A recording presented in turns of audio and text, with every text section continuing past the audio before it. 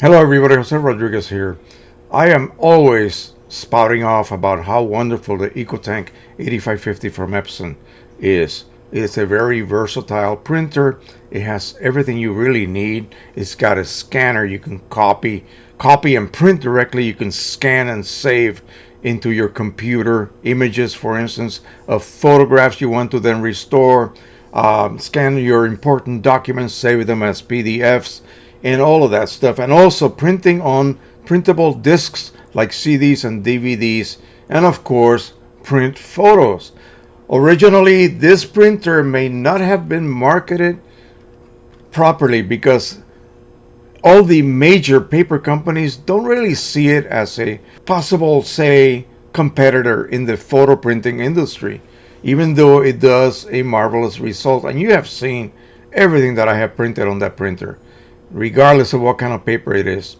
It has a little bit of problem with some canvases, but it can handle just about everything else I throw at it.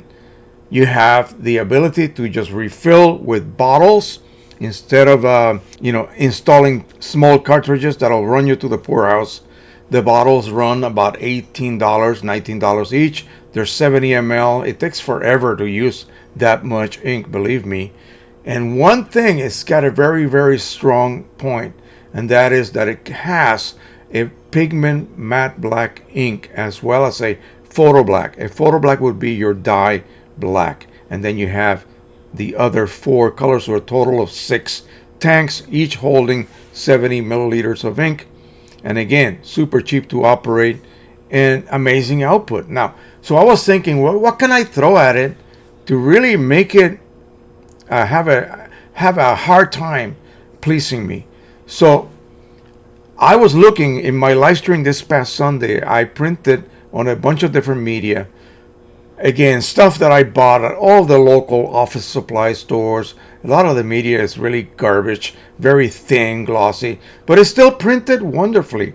It's just that the media is flimsy, not really what we would consider for printing our fine photographs and then possibly displaying them or even selling them. I would never sell any of that stuff printed on such thin paper. But anyway, so I realized as I was testing one of the matte papers, and I thought, wait a minute, I have matte black ink. And if I choose a specific paper choice in my drop down menu, it's going to trigger the use of that matte black ink. And as you guys know, when you print on a dye ink printer on matte paper, it doesn't really produce that kind of impact, that pop, that deep demax on your darkest tones. But using that specific paper, and I think it's presentation matte, you just choose it. I have a profile that works tremendously with Canon Pro matte paper, and I have shown you this in the past. Let me go ahead and grab a few of these.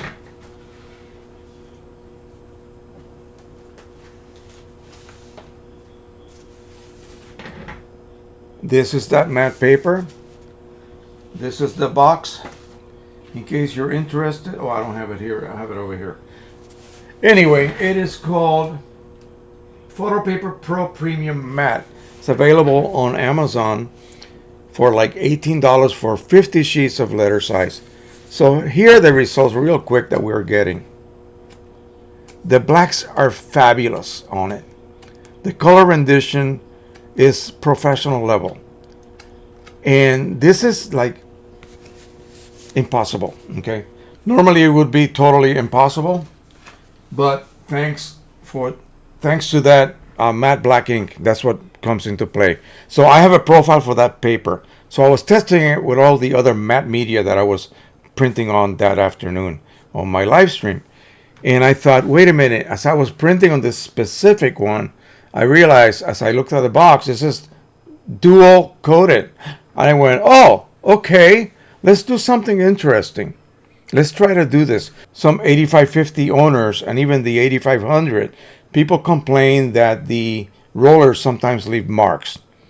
Well, what would cause that? Too much pressure, possibly, on a glossy paper or a paper with a very finicky or fragile surface like Barita papers.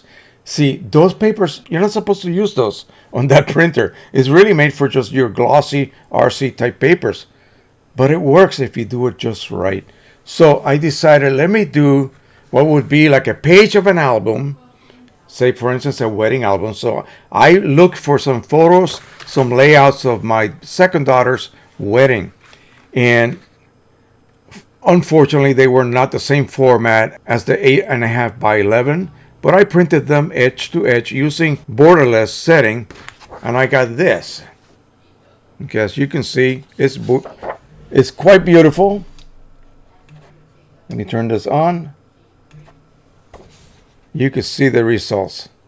Okay, edge to edge, no border on these ends. Of course, due to the fact that it's not the same proportions as this paper, I couldn't print it all borderless. So this fed in this direction. So then I said, let me load up another page. And when this emerged out of the printer, you got to be very careful. Do not flip it this way. You flip it this way and reinstall it in your feeder. And I printed this one. So the album would be as such. You start here. This is the binding. You have, say, 50 pages like this. And you just flip the pages one by one. Then the next one would be there, and so forth. So the fact that there are no marks, see, this is very difficult to do. Okay, people have a habit, bad habit that is, including me, of printing that first side and then taking it out, and then you forget which orientation you had it in, and you'll end up with this side being upside down or this side being upside down.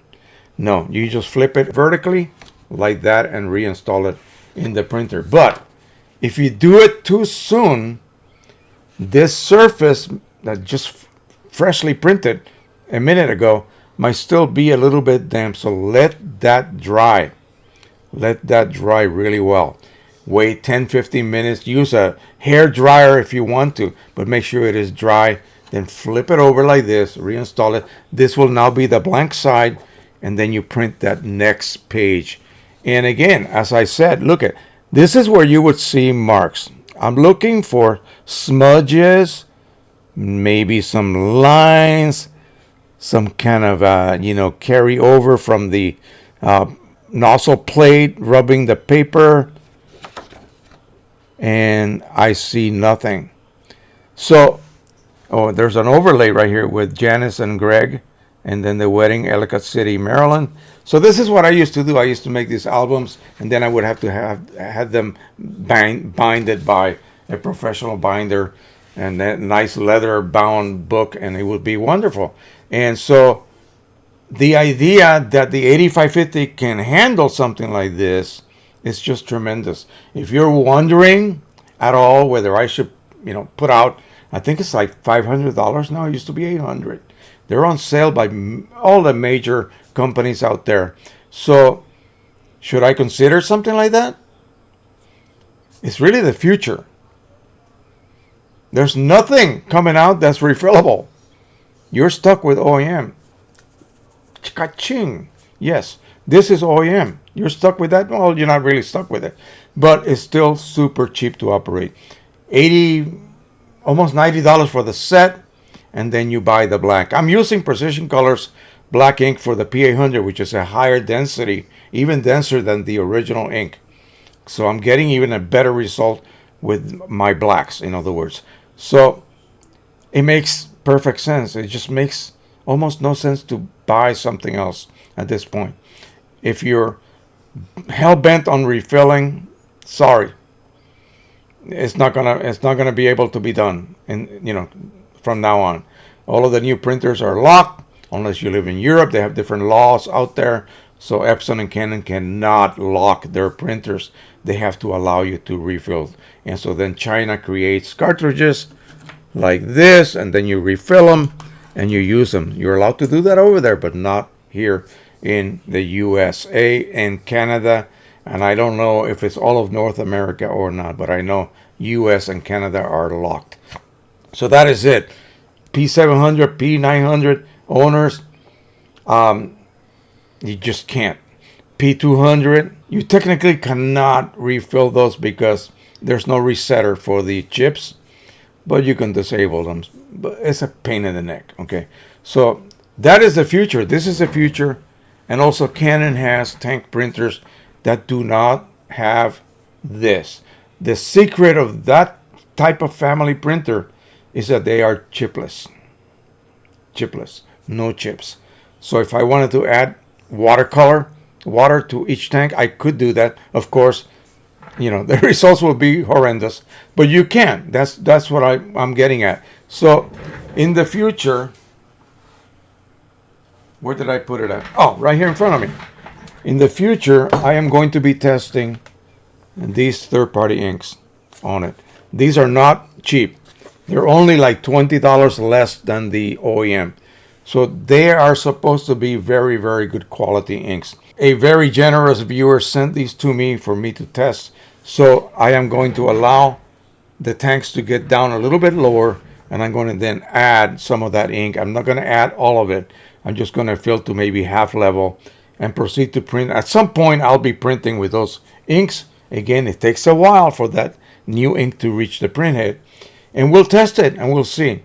I'm looking for color matching. I do not expect to have the level of longevity that these inks have. But, you know, hey, what can I say? The idea that you are allowed to use other inks is what's really the major thing here. Okay, so I don't want anyone to tell me that my automobile has to use a specific brand of fuel. Imagine that. So that is it for now. Thank you for hanging in there with me. Again, this year is going to be awesome. I believe we're going to have lots of good discussions here, and we have to come up with tricks to beat the system. Otherwise, that's the end of this field, this hobby, this craft. Okay, as far as refillers go, you can always use OEM. All right, that is it for now. Don't forget to subscribe, share, and like. And as always, happy printing, everyone. Bye-bye.